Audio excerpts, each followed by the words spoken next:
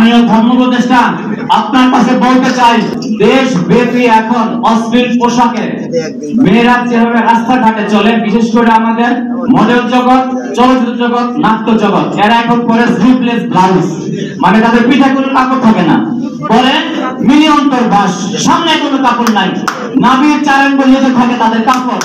একটা ঘৃণিত, একটা জঘন্য, একটা নিকৃষ্ট মানসিকতার নারী সন্দেহ আছে। গত 22শে মে এই নারী মূর্তির সংসদের সামনে নারী মূর্তির মিছিল হয়েছে। তাদের স্লোগান ছিল, চেয়েছিলাম হিস্সা, হয়ে গেছি ব্যবসা, আমরা ব্যবসা, আমরা ব্যবসা। সবগুলো অন্তর কাজ করে মিছিল করেছে। স্লোগান ছিল এটা। রাস্তায় কোনো ব্যক্তি, কোনো উপদেষ্টা এর বিরুদ্ধে কোন কথা বলে নাই। হাস্যকর লাগে, ধিক্কার লাগে, লজ্জিত হই, লজ্জিত হই নিজের কাছে। এত বড় একটা মুসলিম রাষ্ট্র, কারো মুখ দিয়ে একটি কথা বের হয় না। আমরা কোন সমাজে বাস করি?